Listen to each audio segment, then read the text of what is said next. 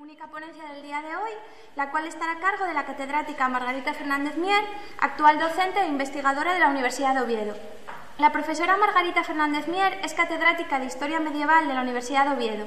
Hasta el año 2016 fue titular de Historia Medieval en la Universidad de León y antes en la Universidad SEC de Segovia. También ha trabajado en distintas instituciones relacionadas con la investigación, como el Consejo Superior de Investigaciones Científicas y la Escuela Española de Historia y Arqueología de Roma. Ha sido investigadora principal de 4 proyectos de I+D+I del Ministerio de Ciencia e Innovación. En el marco de estos proyectos ha desarrollado la metodología de la arqueología agraria, que ha permitido abrir novedosas líneas de investigación sobre la Alta Edad Media en el noroeste peninsular, con especial atención al paisaje y al papel del campesinado y de las comunidades locales durante este periodo. Con esta metodología de investigación ha llevado a cabo uno de sus últimos proyectos, desarrollado en el estudio sobre el pueblo de Vigaña, desde una aproximación multidisciplinar. Y ya sin más le doy la palabra a la profesora. Muchas gracias. Gracias. Bueno, voy a empezar disculpándome, porque Lorenzo no vino, yo sí vine, pero no sé si conseguiré acabar la charla, porque también tengo un poco de dolor de garganta, pero bueno, esperemos que lleguemos al final. Debemos andar todos de andancio. Bueno, agradecer al colectivo tan joven que me haya invitado. Vine hace unos cuantos años, no sé cuántos años prepandemia, evidentemente, pero ya hace unos cuantos más. Y agradecer a María Antonia y a Pablo la presencia en la sala. Bueno, voy a advertir ya de entrada que ni voy a hablar de Pelayo, ni de Covadonga, ni de la Cruz de la Victoria. Porque además, para lo que se me invitó, era precisamente para hablar un poco del contexto previo, ¿no? Y además, teniendo en cuenta que venía Lorenzo Arias, que iba a hablar de la Cruz de la Victoria, pues evidentemente ni siquiera me lo planteé.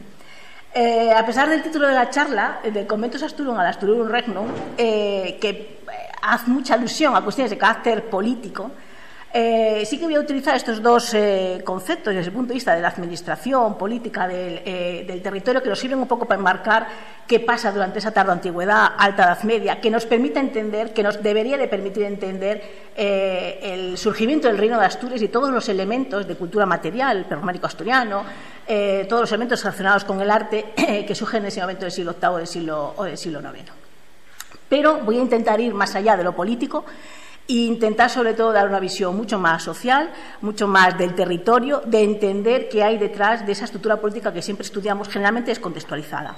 Ella aludía a que durante los últimos años nosotros pusimos en marcha una metodología de trabajo que llamamos arqueología agraria, precisamente con el intento de poder llegar a esa sociedad que hay detrás del Reino de Asturias, del que prácticamente no sabemos nada.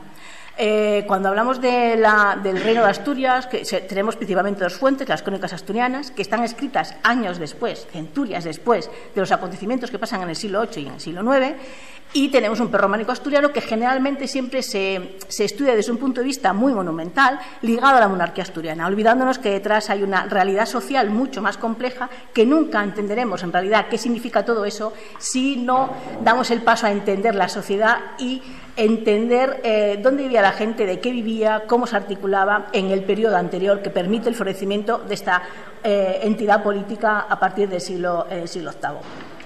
Eso va a ser lo que voy a intentar hacer. Voy a intentar hacer que no hacer, porque la información que tenemos de momento todavía sigue siendo bastante fragmentaria, muy compleja, muy difícil de analizar, pero sí que empezamos a dar algunos pasos que nos permiten avanzar un poco desde esta perspectiva. Ahí tenemos 2 imágenes, que es un poco de dónde salimos y a dónde llegamos.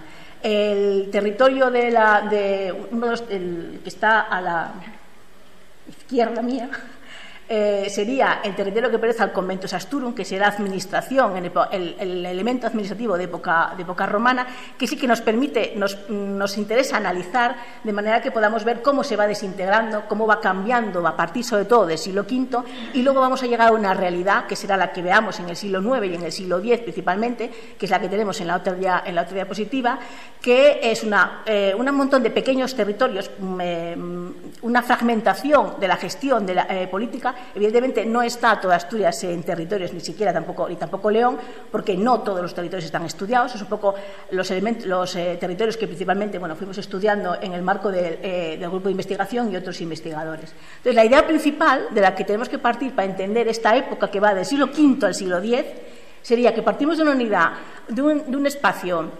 gestionado por el mundo romano, que forma parte de un ente muy amplio, muy articulado desde el punto de vista de distintas entidades de población, que luego veremos cuáles son. Que a partir del siglo V todo eso va a entrar en un proceso de fragmentación que va a permitir que la población local se vaya creando redes de articulación y nuevas redes de poblamiento que en algunos casos no vamos a saber nada de ellos porque precisamente no tienen lazos de relación política con las entidades que se mueven a una entidad mayor.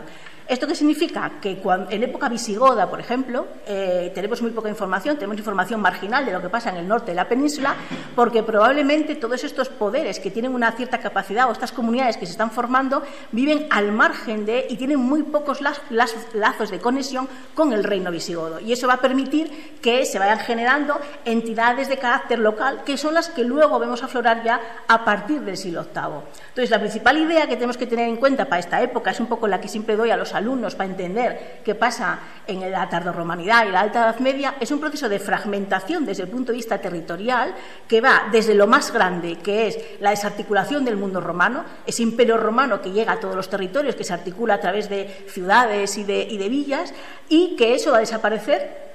Vamos a ir luego viendo poco a poco cómo desaparece y vamos a ir a la aparición de unos poderes que tienen mucha más relación con el territorio, que además van a favorecer diversidad de situaciones, ya no solamente en todo el Mediterráneo, sino incluso dentro de Asturias, como vamos a ver a la hora de analizar la cultura material, y que luego se va a producir un nuevo proceso de agregación política, que es el que va a dar lugar al reino de Asturias. Y eso es un poco, evidentemente, sobre unas bases económicas y sociales radicalmente distintas que poco tienen que ver con el mundo romano, aunque la raíz sea precisamente la época romana. Unas cosas de las que tenemos que partir a la hora de nosotros no podemos entender la tardorromanidad y la Alta Edad Media si no entendemos el sistema de organización romana. Y uno de los grandes problemas que tenemos precisamente en Asturias es que desconocemos mucho todo lo que tiene que ver con la organización territorial de época romana. El papel que tienen en Asturias los que se menciona como quíbitas, lo que se menciona como ciudades, que no tienen la entidad de las ciudades ni de la meseta ni del resto de la península, incluso el papel que tienen las vilae. Conocemos unas cuantas vilae, se conoce sobre todo la de Veranes, empezamos a conocer la de la Estaca en Herregueres. Tenemos algo de información sobre ellas, pero excavadas y además de una manera compleja, de manera que veamos la parte donde vivía el señor y además conozcamos la parte rústica donde vivía el resto de la gente que trabajaba en la vila, prácticamente lo desconocemos todo. Eso no nos permite avanzar de una manera excesivamente con un poco de solvencia a partir del siglo V.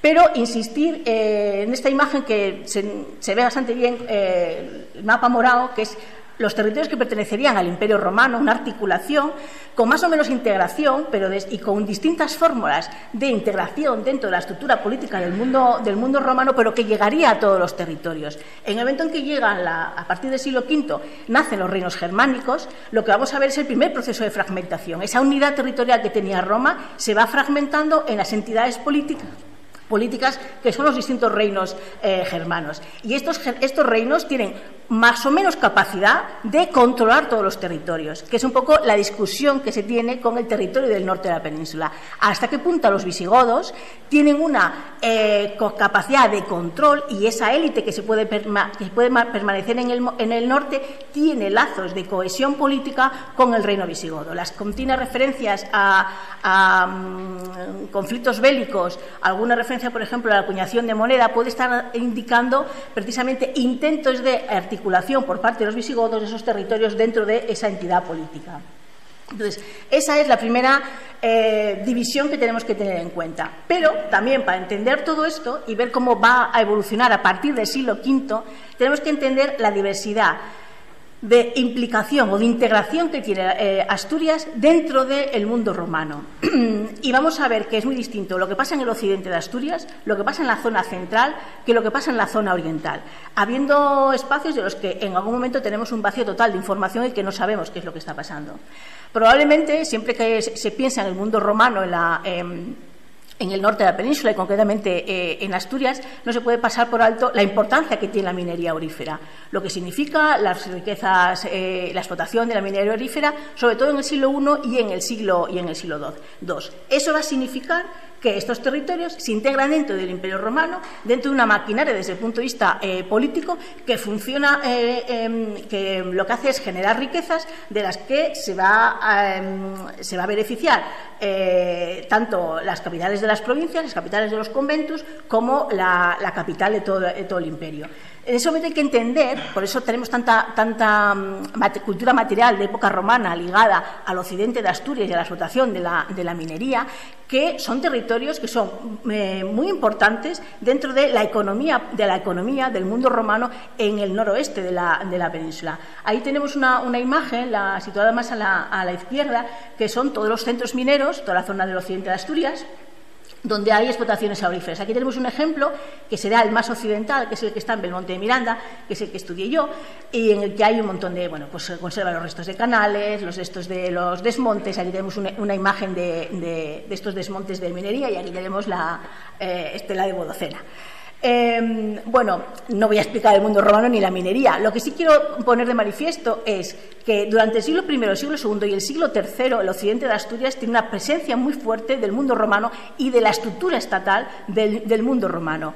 ¿Qué pasa después de que se abandona la minería? Porque probablemente sea uno de los grandes retos desde el punto de vista de la investigación que tiene el mundo romano en Asturias. Y es que tenemos una presencia masiva de cultura material del siglo I, del siglo II, y podríamos decir del siglo III, y a partir de ese momento desconocemos todo lo que pasa en el occidente de Asturias. No tenemos prácticamente nada de información, salvo alguna referencia a alguna moneda de época visigoda que aparecen descontextualizadas, la referencia a la pizarra de Carrio, que se considera que es del siglo VI o VII, pero que las últimas dataciones la llevan probablemente al siglo X. Prácticamente lo desconocemos todo. Sabemos cómo se explota la minería aurífera, pero en el momento en que cesa la minería y se abandonan los castros que están relacionados con la actividad minera, lo desconocemos todo. Se van todos, se tiran al Cantábrico. Yo a los alumnos muchas veces les digo, parece que cuando llega una oleada de población, los anteriores se tiran todos al Cantábrico y tendremos que ir a excavar al Cantábrico. Pero bueno, probablemente no. Evidentemente, lo que hay que entender es que a partir de ese momento va a jugar un papel distinto dentro de la economía del mundo romano, la economía de época romana, y habrá que delinear métodos de investigación que nos permitan entender hacia dónde se encamina la economía de estos territorios. Los otros territorios, o sea, los otros elementos que son importantes para entender lo que pasa con el mundo romano son la presencia de las cívitas, la presencia de las ciudades. Ciudades que, bueno, están ahí mencionadas, pues aparece Flavio Navia, Lucus Asturum, Paelontium, no está asociado Pésicos, pero bueno, también se habla de una civitas Pésicos. La ciudad era el elemento principal de articulación en época romana. A partir de la ciudad se organizaba un territorio. ¿Qué pasa? Que de todas estas entidades prácticamente lo desconocemos todo, y la información que tenemos no nos hablan de grandes ciudades como las que encontramos en el resto de la península. Tienen cierta envergadura los restos localizados en Gijón, que probablemente sea la citada Noega. Paelontium, evidentemente, no hay ningún indicio que nos permita decir dónde estaba. Lo mismo pasa con Flavio Navia, que es verdad que hay restos de época romana, pero no tenemos entidades como ciudades. Lo que se interpreta es que probablemente no sean centros, sino que sea una unidad administrativa que permita articular un territorio. Eso ya nos marca una diferencia con las ciudades que están situadas, por ejemplo, en la provincia de León, en toda la zona de la meseta, que sí que tienen una verdadera entidad.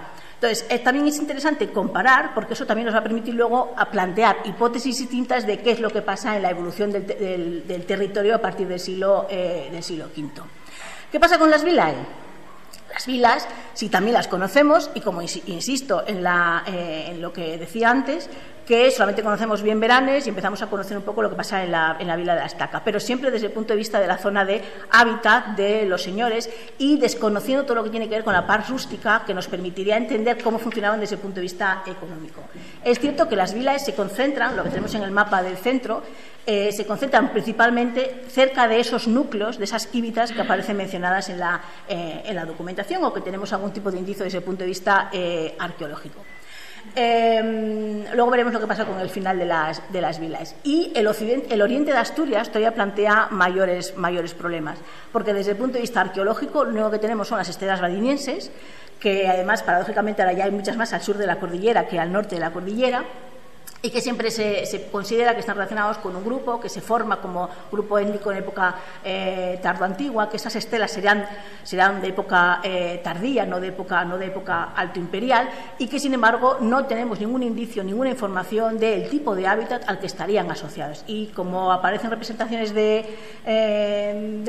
ganadería, de caballos principalmente, pues siempre se hace una interpretación de que se trata de sociedades de carácter nómada y que se moverían por el territorio.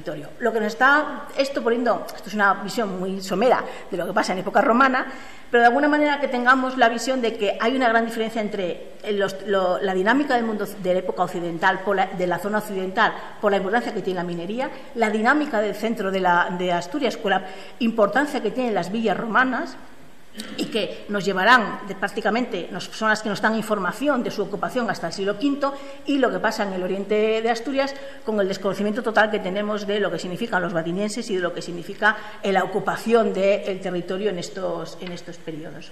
Yo creo que aquí tenemos que hacer una reflexión desde el punto de vista de cómo gestionamos la arqueología en Asturias, y es que, por ejemplo, no tenemos ningún tipo de información sobre vicus o sobre granjas, que sea porque no solamente la gente vivía en villas, y el occidente de Asturias no puede desaparecer toda la población y no se puede trasladar toda al centro. Entonces yo creo que tenemos un problema desde el punto de vista de cómo hacemos la investigación, de manera que nos permita documentar tipos de asentamientos que no son tan monumentales. Una villa romana la conocemos porque nos aparece un mosaico. Y cuando nos aparece un mosaico estamos súper contentos y tenemos la pera limonera. Entonces concentramos toda la atención precisamente en ese tipo de arquitectura monumental, pero desconocemos todo lo que tiene que ver con el resto del poblamiento, que es donde estaría asentado la sociedad que va a permitir luego que esto vaya cambiando a partir del siglo V. Esto es una crítica que me hago yo a mí misma y a todos los investigadores que nos dedicamos sobre todo a este periodo.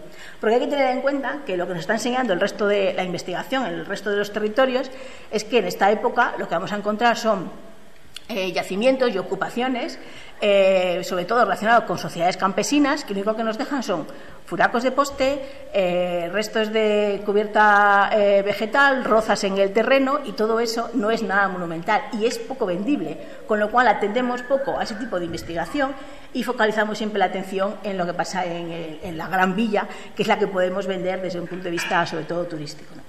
Aquí mi reivindicación sobre el mundo rural, y tenemos que prestar más atención precisamente a todos esos aspectos. Bueno, vamos a ir viendo, después de haber visto esta diferencia que hay entre el occidente, la zona central y la zona oriental, cómo se van a ir produciendo los cambios a partir sobre todo del siglo V. En el siglo V, cuando desaparece la estructura administrativa del mundo romano, ¿qué pasa con el territorio? ¿Qué pasa con el occidente de Asturias, por ejemplo, que fue el espacio, el elemento central desde el punto de vista económico en época altoimperial por la gran abundancia de actividad relacionada con la minería? En el occidente de Asturias tenemos una referencia siempre al territorio de los pésicos y a una ceca en la que se acuña moneda en época de los pésicos, que parece que es un territorio que depende del reino de los suevos. Probablemente para entender lo que pasa en el occidente sea interesante entender qué es lo que pasa también más al sur de la cordillera y ver, por ejemplo, cómo se transforman los centros de poder en torno a Astúrica Augusta, a Astorga, a Vergidon Flavion y al Castro, a lo que sería Castroventosa, que probablemente nos puede dar alguna idea para interpretar qué es lo que está pasando en el occidente de Asturias, siendo el modelo bastante distinto. A partir del siglo V, ya durante el siglo V e incluso en algún momento anterior, este mundo de villas romanas desaparece. Las villas romanas dejan de tener ocupación a partir del siglo V.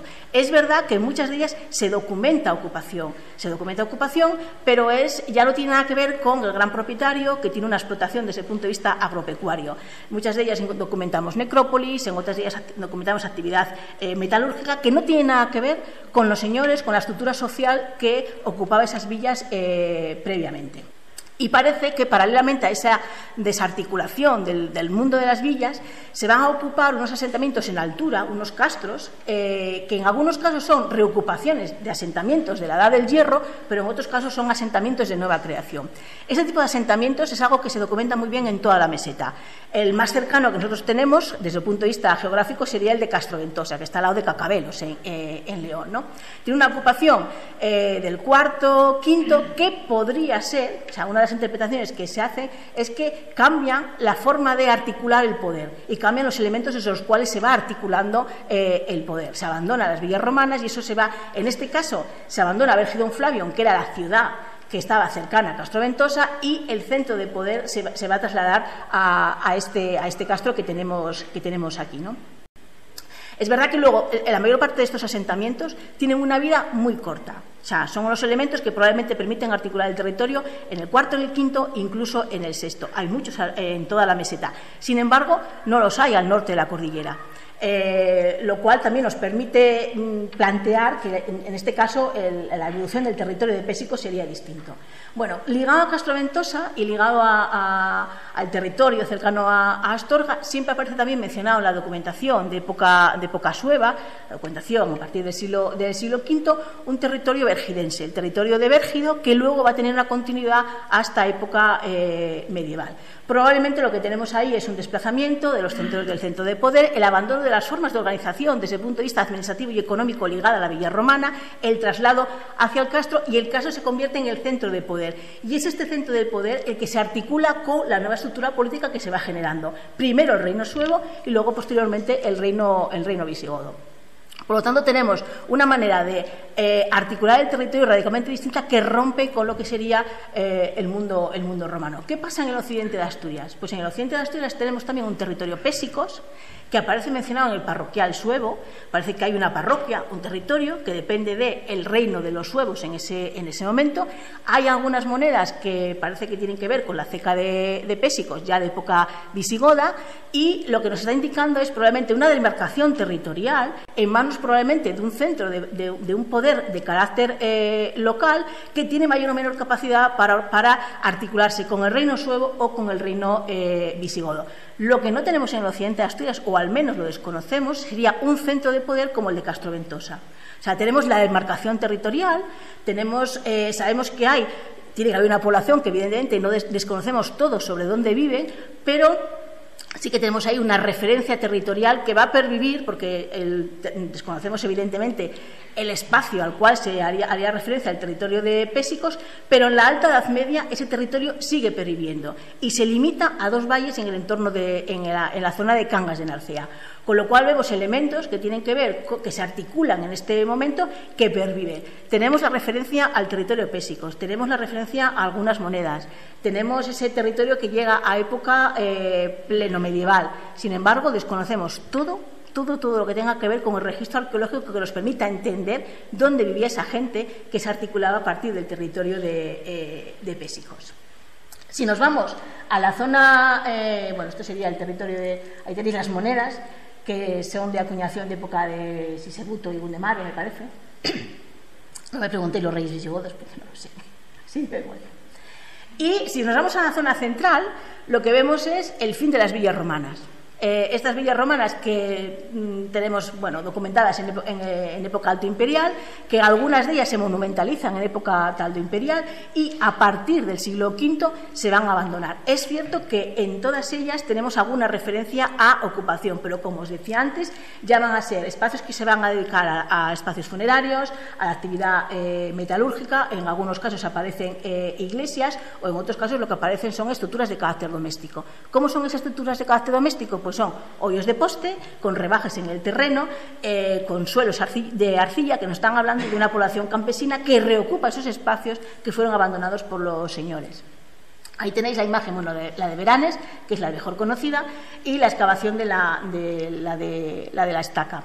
veis, aunque no sea, me va a servir para ilustrarlo, aunque no sea real que estos sean agujeros de poste, pero veis los rotos que tiene el mosaico. En la mayor parte de los casos que se documentan en toda la península y en todo el Imperio Romano, hay un montón de hoyos de poste que van rompiendo los mosaicos, que nos están hablando de esa ruptura de uso de la sociedad romana y una reocupación por parte de poblaciones generalmente de carácter campesino que reocupan esos espacios. Durante mucho tiempo siempre se hablaba de la continuidad de uso de las villas romanas, porque sí es verdad que sigue habiendo población, sigue habiendo alguien que vive ahí, pero el modelo económico va a ser radicalmente distinto. No tiene nada que ver con esos grandes propietarios que controlan un espacio desde el punto de vista agrícola. Algo de información tenemos de otro tipo de establecimientos, aunque sea muy marginal, que es una excavación que hizo Otilia Requejo en Priañes, que parece que sí que sería el ejemplo de lo que sería una granja en época romana, que está dedicada a actividades de carácter agropecuario, que tiene también actividades artesanales de carácter textil y que tiene prolongación de ocupación a partir del siglo V, durante el siglo VI y durante el siglo VII, reorientando la actividad. Si ya en vez de ser una unidad de carácter doméstico dedicada a actividad textil, pues va a haber actividades metalúrgicas, también funerarias. En este caso lo que sí se ve es probablemente una mayor continuidad desde el punto de vista de este tipo de poblamiento de época romana, que es más rural, que es más pequeño, que son pequeñas granjas que estarían en manos de probablemente pequeños campesinos, que tienen una continuidad de ocupación durante toda la Alta Edad Media. ¿Eso qué significa? Que desaparece el gran sistema de grandes propietarios, pero se va a mantener una población campesina en estos territorios que probablemente sea el que dé dinamismo a estos espacios y permita la generación luego de excedentes que luego nos permitan articular una nueva estructura política que será la del Reino de Asturias. Por eso, a mí me gusta mucho más dar importancia a estas estructuras que desconocemos mucho menos, porque son más difíciles de documentar, pero probablemente nos estén diciendo mucho más de lo que luego va a pasar en época de la monarquía asturiana. Lo que también nos están empezando a dar bastante más información son las necrópolis. Sabemos muy poco de dónde viven en el VI y en el VII, pero sabemos dónde se entierran. Tampoco es que tengamos un volumen de información brutal, pero bueno, por lo menos empezamos a tener algo de información procedente de las necrópolis. En este caso es la excavación que nosotros tenemos en Vigaña. A mí me gusta presumir, evidentemente, de la excavación, porque lo que hicimos fue poner en marcha una excavación en un pueblo perdido en la montaña, intentando entender cuál es el origen precisamente de este poblamiento rural y buscando sobre todo la Alta Edad Media. La intención que nosotros teníamos, la hipótesis de la que partíamos es que la Alta Edad Media está debajo de los pueblos actuales y lo que intentábamos era documentarla. Y como en Asturias te puedes poner donde te puedes poner, no te puedes mover demasiado del poblamiento, pues evidentemente tiene que haber una continuidad del poblamiento alto medieval en el poblamiento actual. Bueno, pues aquí fue donde empezamos a desarrollar esta metodología de la arqueología agraria para intentar ver cómo se transformaba todo el paisaje. Por camino documentamos el Neolítico, el Calcolítico, la Edad del Bronce, la Edad del Hierro, empezamos a ver el mundo romano y, por supuesto, un poco también la Alta Edad Media, lo cual significa que la metodología funciona desde el punto de vista de cómo abordar el estudio de la arqueología en el territorio de Asturias, que es bastante complejo desde ese punto de vista. Bueno, lo que nos interesa para la época de la que hablamos es que en la necrópolis del pueblo, donde se siguen enterrando hoy en día, porque el cementerio está un poco más para allá, o sea, tienen todo el alrededor de la iglesia, lo tienen acribillado a enterramientos y el cementerio está un poco más allá. Además, el otro día, bueno, pues arreglaron el cementerio y quedó muy mono. Excavando la necrópolis, lo que nos encontramos son un montón de niveles que se van superponiendo y hay enterramientos del 16, en la zona que excavamos, no la excavamos entera, porque una parte hay un huerto encima, no lo podemos quitar. Hay enterramientos del 16, hay una fase muy potente del siglo XII, hay una fase muy potente del siglo X, que en principio pensábamos que era del siglo XII y que nos permite entender qué pasa en el siglo X, y todo eso se está superponiendo a las primeras fases de enterramiento que nos llevaron a este individuo que nos aportó pues, una gran sorpresa, porque, como decía un amigo mío que excava en el centro de la península, para encontrar un ajuar tienes que excavar 500 tumbas, pues nosotros excavamos 54, y en la tumba 54 apareció el ajuar, que es algo muy raro en el contexto de Asturias, que hayan aparecido ese tipo de ajuares en una necrópolis excavada in situ, salvo el caso de Argandenes, que también más o menos respondería a la misma época. Pero bueno, nos está permitiendo documentar la ocupación de la necrópolis al menos desde el siglo VII. Probablemente hay una ocupación anterior, porque hay algunas lajas que no conservan el individuo, o sea, no conservan restos que nos permitan fecharlas, que probablemente vayan a un periodo un poco anterior, que sería ya el siglo VI. Y asociado a este enterramiento, pues nos aparece un ajuar, que como veis ahí, tiene una espada, tiene un cuchillo, tiene algunas agujas, tiene 2 hebillas, porque iba colocado in situ. Bueno, sobre todo lo que nos está permitiendo es empezar a caracterizar un poco cómo son estas sociedades. Empezamos a ver dónde se entierran y cómo se entierran y qué ritos hay en relación con el enterramiento. Asociado a esta necrópolis, lo que encontramos son restos en posición secundaria que nos llevan a la misma cronología. ¿Eso qué significa? Que el pueblo lo tenemos al lado y que en los sucesivos procesos de enterramiento dentro de la necrópolis se están removiendo los terrenos que tenemos en el entorno y nos están dando dataciones siempre que nos van al 6º, al 7º, al 8º, al 9º y al 10º, que nos están diciendo que el pueblo ya tiene un origen en el siglo VI, VII y que tiene continuidad de ocupación hasta hoy. Y eso se ve muy bien en el cementerio porque se siguen enterrando, como os digo, al lado de esta necrópolis. Esta necrópolis habría que entenderla.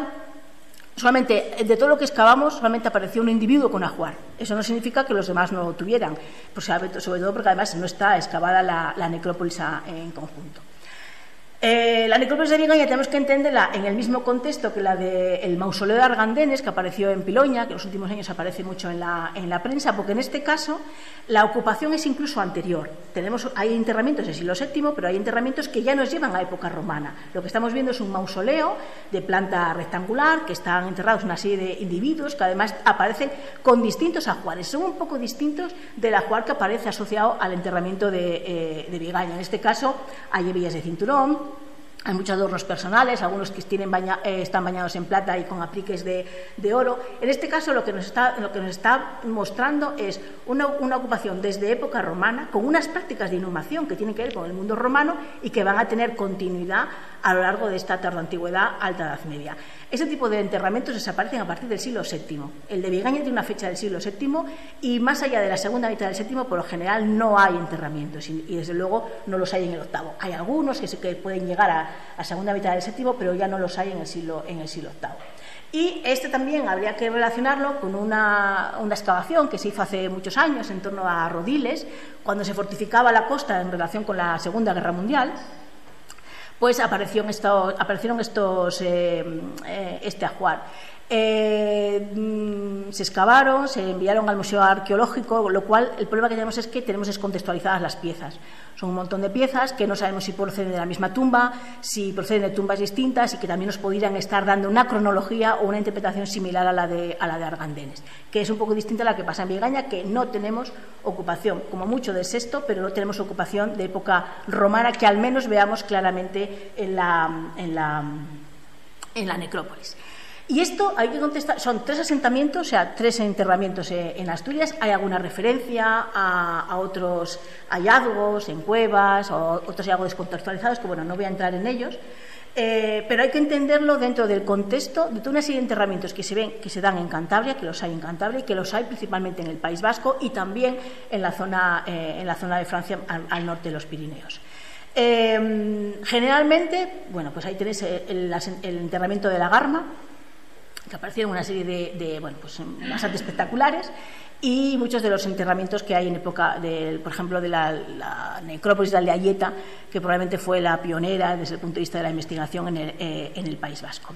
¿Esto qué significa? Que en Asturias solo tenemos 3, pero hay que entenderlos dentro de un contexto del noroeste en el que estos enterramientos son muy habituales y se parecen mucho a todos los enterramientos que hay de esta época en el resto de Europa. ¿Cuál es la interpretación?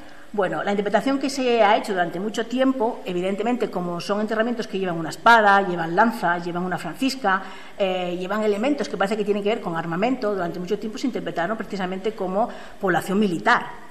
Estamos hablando, y en muchos casos, al principio, cuando se empezaban a documentar, se llevaban sobre todo al siglo V y al siglo VI, intentando interpretarlos dentro del contexto de la llegada de los germanos. Bueno, la interpretación actualmente es un poco distinta, y a pesar de lo atractivo que pueda suponer el que sean todos guerreros, Ahora mismo de lo que se habla es probablemente de una población que se intenta resaltar desde un punto de vista social dentro de unas sociedades que se están reorganizando, que se están reordenando desde el punto de vista social y desde el punto de vista económico y desde el punto de vista político. En una palabra, lo que quieres es diferenciarte socialmente dentro de estas comunidades que están surgiendo en ese momento.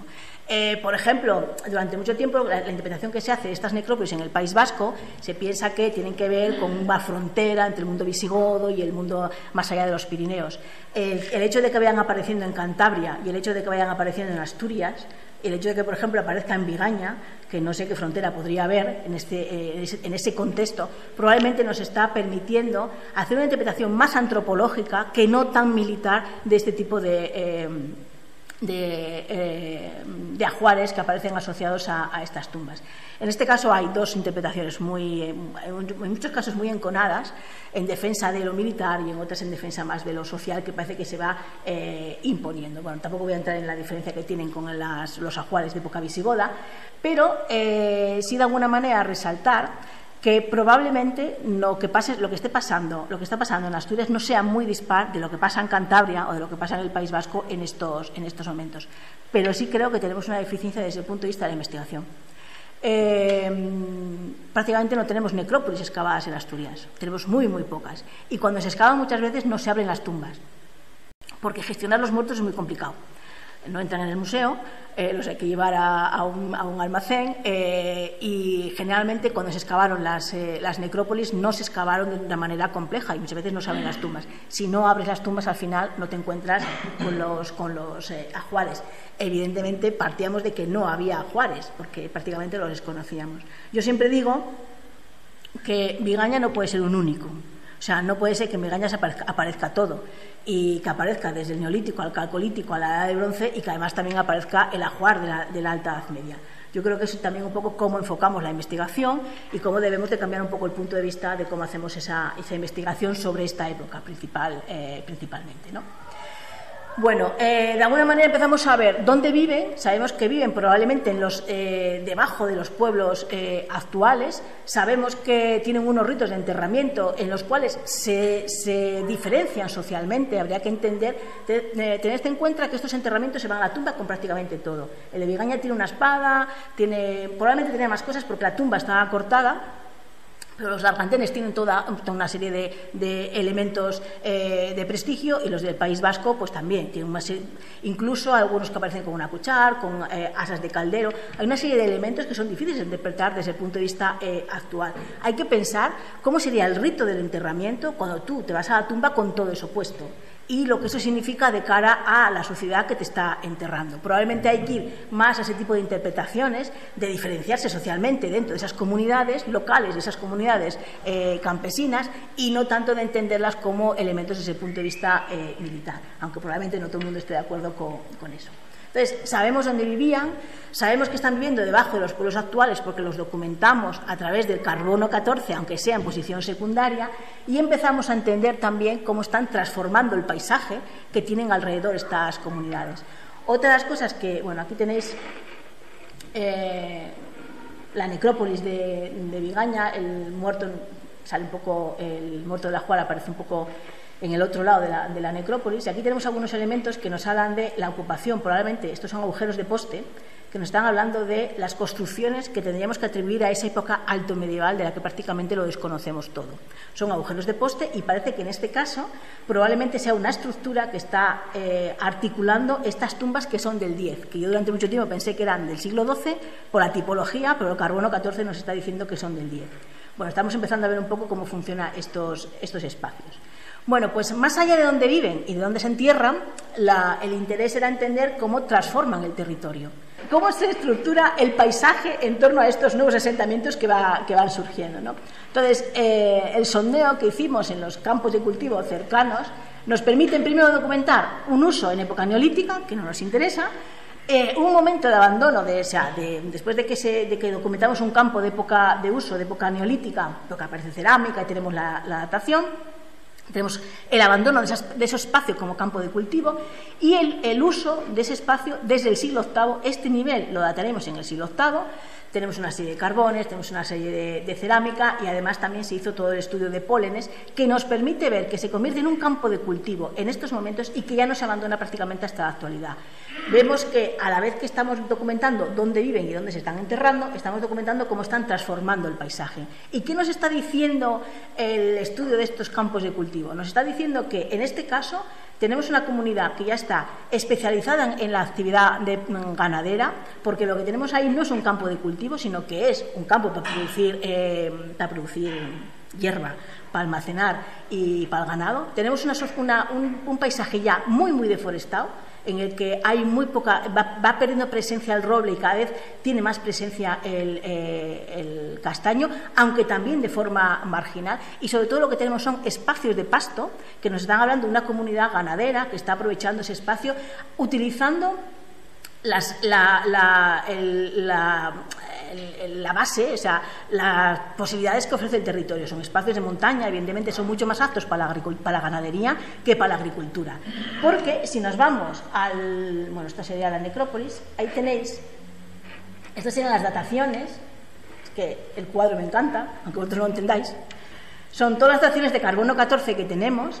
Y no os puse las prehistóricas. Aquí empezaríamos en el siglo, pues eso, en principios del siglo, la primera mitad del siglo VII, que nos está bien indicando cómo se ocupa el pueblo desde la primera mitad del siglo VII hasta la actualidad, teniendo en cuenta que tenemos todo lo prehistórico que no aparece en la tabla, y ahí tenemos un poco la necrópolis. Bueno, si esto lo comparamos con lo que se está trabajando en la aldea de Villanueva, en Santo Adriano, cerca de una iglesia prerrománica, bueno, sería el núcleo de San Romano, vemos que era Vigaña, en Belmonte de Miranda. Es que lo tengo tan asumido que no lo cuento. Bueno, era Belmonte de Miranda. Bueno, pues en San Romano, en Santo Adriano, cerca de Trubia, entre Trubia y Proaza, la cronología nos lleva más o menos a la misma época. Si veis, empezamos, la ocupación iría más o menos también al siglo VII, y tenemos una ocupación continuada del poblamiento hasta la actualidad. Y en este caso hicimos lo mismo. Lo que estamos haciendo es excavar espacios agrícolas para entender cómo es la economía de estas comunidades que empezamos a documentar. Y en este caso lo que tenemos ya es una economía mixta, no es una economía ganadera. Hay mucha mayor presencia de cereal, tenemos una presencia de bovino y de obricápridos, que nos están hablando de una economía complementaria entre lo agrícola y lo ganadero. Y en este caso sí que estamos documentando los lugares de hábitat debajo de los actuales espacios de cultivo, que nos están permitiendo entender que estas comunidades que nacen, que las vemos ya en el territorio en el siglo VII, en un espacio muy concreto se van moviendo porque tenemos los fondos de cabaña, y todo eso se amortiza en el siglo XII-XIII y el poblamiento ya se concentra donde está en la actualidad. Por lo tanto, empezamos a documentar qué pasa con los pueblos actuales, con las comunidades locales, y no solamente desde el punto de vista de dónde viven, sino cómo se van moviendo por el territorio y cómo van articulando un paisaje desde el punto de vista agrícola o ganadero en el entorno, fijando dónde están los campos de cultivo, a qué se dedican y cómo se produce esa articulación desde el punto de vista económico. Esto sería un poco, solamente tenemos los ejemplos. Si los comparamos con la información que tenemos, sobre todo del País Vasco, más de la llanada alavesa, que se ha investigado mucho, sobre todo a partir de la arqueología de los espacios abandonados, de los espacios despoblados, bueno, pues ya nos permite tener una visión de cómo serán estas comunidades, cómo se forman en el VI-VII, cómo se van articulando y cómo van creando un paisaje que es el que luego nosotros heredamos en la actualidad. Cuando empieza a aparecer todo eso en la documentación de época pleno-medieval, no se gesta en el siglo IX, en el siglo X, cuando lo vemos en los documentos. Tiene un periodo de gestación que nos llevaría al siglo VI, al siglo VII y, sobre todo, al siglo VIII. Por lo tanto, más allá de los centros de poder, que siempre las que prestamos atención, lo que tenemos es una sociedad de aldeas ya funcionando de una manera muy evidente, sobre todo desde el siglo VII, que en muchos casos son herederas de establecimientos de época romana, que pueden ser de tipo granja o de tipo vicus, como puede ser el caso de Priañez o como puede ser en nuestro caso. En Vigaña no lo tenemos documentado, pero nos empieza a aparecer marginalmente información de época romana. O sea, no lo tenemos justamente bajo el pueblo, pero lo tenemos muy cerca. Y probablemente lo que interpretamos sea que sea un establecimiento de tipo granja. Entonces, vemos que de ese poblamiento romano que intuimos en época tardoantigua va a surgir este poblamiento de época medieval. Y evidentemente lo que vamos a ir viendo a partir sobre todo del siglo VIII, un poco más tímidamente desde el VII, y que es lo que ejemplifica el castillo de Gauzón, es cómo se van creando centros de poder que van a articular ese territorio de aldeas que nosotros documentamos en la excavación de los pueblos actuales. Aquí también sería interesante contextualizarlo en todo el contexto del noroeste, porque Gauzón probablemente, y luego el castillo que excavaba Belino, el de Curiel, probablemente pertenezcan a lo que desde el País Vasco se llama la segunda generación de castillos. En algunos territorios se ven estas fortificaciones de una manera más antigua, pero en el caso del territorio de Asturias lo vamos a ver sobre todo a partir del siglo VIII con gran certeza y de una manera un poco más tímida desde el siglo VII, ¿no? Ahí hay problemas con las dataciones de esos primeros momentos. Por lo tanto, hay que entender que tenemos una sociedad que se reordena, que se reorganiza, que da lugar a un montón de aldeas que tienen un buen conocimiento desde el punto de vista económico del territorio, que son capaces a producir y que van a ser capaces de producir unos excedentes que van a permitir que una serie de poderes locales se afiancen en el territorio y articulen esos espacios. Y esos poderes locales son los que vemos aparecer en las crónicas asturianas peleándose por el poder dentro de la monarquía asturiana. Por eso, la idea de ir un poco más allá, porque nunca podremos entender qué significa el Reino de Asturias, qué significan esos poderes locales, si no somos capaces de entender qué territorios se están articulando y sobre qué base económica están gestionando esos espacios. Bueno, esta es otra esta es la necrópolis, en este caso, de Linares, que nos da una información similar a la que veíamos en el caso de Vigaña o en el caso de Santo Adriano. En este caso, la mayor parte de las tumbas son del siglo X, pero sobre todo lo que resulta muy interesante en este caso es que estamos documentando el periodo romano anterior. De una manera, es verdad que marginal, pero los últimos días de la excavación del año pasado nos empezó a aparecer información de época romana que nos está hablando de un establecimiento probablemente de tipo granja, que será el que dé continuidad a la ocupación de este espacio. Por lo tanto, tenemos unos siglos VI, VII, con enterramientos que nos permiten hablar de una inestabilidad desde el punto de vista social, y que, como algunos individuos se intentan expresar socialmente a partir de estos enterramientos, que nos está hablando también de jerarquizaciones internas dentro de estas comunidades. Entre el siglo VIII y el siglo X, que es el momento en que van a aparecer también estos centros articuladores de poder, vemos que hay un dinamismo en las formas de poblamiento, en los espacios productivos, en los marcos de articulación, lo que significa que las comunidades locales se ven envueltas en distintos procesos de cambio. Por ejemplo, en la diapositiva que os mostraba antes, este lugar se abandona en el siglo X, mientras que el de Vigaña, que está cerca, que está como a 2 o 3 kilómetros, se va a mantener en el tiempo. Con lo cual vemos que hay algunos territorios, algunas aldeas que van a tener continuidad en el tiempo, mientras que otras en este proceso de rearticulación que vamos a ver en el siglo VIII, X, en muchos casos ligado a la aparición de estas fortificaciones, y también en muchos casos a la aparición de la iglesia y de monasterios, algunos de ellos se van a abandonar. Y desde finales del siglo X y ya a partir del siglo XI vemos cómo se fija el poblamiento, se fija el paisaje, se construyen terrazas, se fija el lugar de la necrópolis. En Vigaña eso se ve muy bien, aunque haya ocupación anterior, cómo se abandonan algunos asentamientos, y todo eso tiene que ver con la llegada de los monasterios, con la llegada de la iglesia, que supone un nuevo escenario que va a ir cambiando todas las relaciones y todas las formas de articulación desde el punto de vista social. Un elemento así, en relación con esto de la llegada de la iglesia, unas cosas que es interesante es destacar como primero tenemos estos asentamientos, estas necrópolis, y luego llega la iglesia superponiéndose encima de ellas. En el caso de Vigaña, aquí tenemos la necrópolis del siglo X, como la iglesia, lo que se conserva de la iglesia es del siglo XV, pero tiene que haber una iglesia anterior en torno a la cual se articula la necrópolis. En el caso de Linares, veis aquí, no se ve muy bien la diapositiva, veis todas las tumbas, esto es una visión cenital, hay algún espacio que está libre de tumbas que probablemente tenga que ver con la entidad o la construcción en torno a la cual se van generando estas necrópolis, y tenemos otros casos, como el de Llanos en Aller, que lo que tenemos es la necrópolis anterior y superponiéndose la iglesia.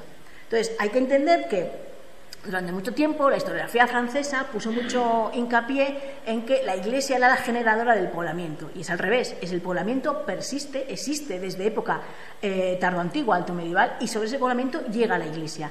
Se hacen las construcciones, y esas construcciones van a generar un nuevo marco de relaciones en los que evidentemente la iglesia va a jugar un papel fundamental y se va a aliar con los poderes locales y con la aristocracia local, y va a generar esa sociedad feudal que vemos a partir del siglo X y sobre todo a partir del siglo XI. Y esto en muchos casos pasa también con las iglesias del prerrománico. No todas, pero una cosa muy interesante es que algunas de ellas tienen ocupación previa, se está de alguna manera superponiendo a una ocupación anterior, como puede ser Santianes de Pravia, que está superponiéndose a una necrópolis de época alto medieval y tardo antigua, pero en muchos casos, muchas de las iglesias del prerrománico no tienen una ocupación anterior, y sobre todo son las que están más relacionadas con la monarquía, que es la creación de un nuevo elemento desde el punto de vista constructivo, desde el punto de vista de implantación del poder político, que sí que va luego a generar enterramientos en su entorno, pero que tienen un origen distinto. Y es una pena que no esté Lorenzo, porque así Lorenzo seguía con el prerrománico y no tendría que seguir yo. Entonces, ¿cómo tenemos que entender o cómo tendremos que empezar a estudiar el prerrománico a partir de ahora? Desde el punto de vista de la investigación que se hizo hasta ahora sobre las iglesias del prerrománico, se ha puesto mucho hincapié en estudiarlas desde el punto de vista de la historia del arte. Generalmente se las interpretaba como iglesias relacionadas con la monarquía, y prestamos mucha atención a todas las que aparecen mencionadas en las crónicas asturianas, a las que conocemos relacionadas con los reyes, pero prestamos muy poca atención a otras que probablemente nos están dando muchos más elementos para poder interpretar qué es lo que está pasando y cuál es la base social que hay detrás de la formación del reino de Asturias. Es el caso, por ejemplo, de Santa María de Arbazal, que queda al lado de Valdedios y que nadie va a ver. Irá todo el mundo a ver el conventín, pero nadie irá a ver la de Arbazal, que probablemente sea una iglesia de una comunidad local que financia una comunidad local y que es tan prerrománica como Valdedios, y que nos está hablando de esas comunidades y de la capacidad que tienen también de construir edificios que están creando nuevos marcos de sociabilización desde el punto de vista del territorio. Pasa lo mismo con San Andrés de Bedriñana, que prácticamente nadie la conoce, o pasa lo mismo con San Martín de Salas, y como la tenemos a pedacinos, bueno, tenemos un museo muy mono, pero son iglesias que desconocemos mucho y que nos permiten entender que detrás del prerrománico asturiano no solamente está la monarquía, sino que hay poderes locales probablemente financiando esas construcciones. El hecho de que no aparezcan mencionadas en las crónicas es que probablemente tienen otros poderes, otra aristocracia que las está financiando, y en otros casos tenemos iglesias que están financiadas por comunidades locales. De esa manera tenemos una visión mucho más compleja de lo que sería el reino de Asturias. No solamente sería la monarquía a la que damos tanta importancia, sobre todo con la figura de Pelayo, que juré que no iba a hablar de Pelayo. Tenemos una aristocracia que se está peleando por el poder político, que vemos en las fuentes de una manera hay que leerlas con una segunda o tercera intención, pero si vamos al patrimonio, si vamos a todo lo que tiene que ver con la cultura material, vemos una sociedad muy compleja que está detrás y que es la que permite generar el excedente del que se apropia la monarquía, que luego invierte en esos elementos de prestigio, que es el prerrománico. Pero también tenemos una aristocracia que es capaz de funcionar a nivel local, haciéndose con ese excedente y generando también ese tipo de construcciones, y comunidades locales que tienen ya la capacidad también de construir ese tipo de edificios, que en la mayor parte de los casos no se preservan porque luego la iglesia se aumenta y se convierte en una iglesia románica, pero nos está permitiendo ver de una manera mucho más compleja desde el punto de vista social, político y económico qué es lo que hay detrás del reino de Asturias. Por eso a mí no me gusta hablar de Covadonga ni de Pelayo, porque yo creo que focalizamos la atención en unos elementos que, vale, son muy emblemáticos, que hay que entender, sobre todo, que se construyen en época posterior, que es una construcción. Cuando hablamos del siglo VIII y del siglo IX, hay que diferenciar entre lo que en realidad pasó en el siglo VIII y en el siglo IX, que podemos ver a partir de estos elementos, y lo que en realidad y el discurso que se construye a partir del siglo X de lo que pasó en el IX y lo que pasó en el VIII. Yo creo que hay que establecer esa diferencia para que de verdad podamos entender cuáles son las raíces que permiten hablar de esa estructura política que sería el Reino de Asturias, y sobre todo la pregunta que nos tenemos que hacer será: ¿por qué esto pasa en Asturias y no pasa ni en Galicia, ni en Cantabria, ni en el País Vasco, cuando la situación es muy similar? Y una de las cosas que vemos con el prerrománico, hay un prerrománico brutal en Galicia, pero es del siglo X, no es del siglo IX ni del siglo VIII. En el País Vasco y en Cantabria también hay interesantes construcciones que tienen que ver con el prerrománico, que evidentemente no están ligados a la monarquía, están ligados con poderes locales. Pero el territorio que consigue crear una estructura política es precisamente el de Asturias. Y esa debería ser la pregunta que nos tenemos que hacer cuando abordamos la investigación del prerrománico. Y nosotros ahora, no sé cuánto tiempo llevo hablando ya, mogollón. No, ahora termino, no te preocupes. Lo que nosotros planteábamos desde el punto de vista de la investigación, sabemos ahora cómo funciona el territorio rural, sabemos cuál es el origen de las aldeas. Lo que es interesante ahora, lo que sería interesante sería poner en marcha una investigación de carácter microterritorial, como la que hicimos en estas aldeas, en el entorno de un centro de poder relacionado con la monarquía asturiana, que también nos permitiría entender de una manera mucho más compleja todos estos procesos. Ahora que sabemos cuál es el origen de las aldeas, ver un poco también qué es aparte del Castillo de Gauzón, que está muy bien trabajado y que es muy interesante, ver un poco más allá qué papel tienen estas iglesias y estos que son centros de poder en época de la monarquía asturiana, más allá de las que están construidas en Oviedo, sobre todo las que tienen un entorno rural que nos permitiría entender mucho mejor esta articulación territorial y que permite la creación del Reino de Asturias en el siglo VIII. Y nada más.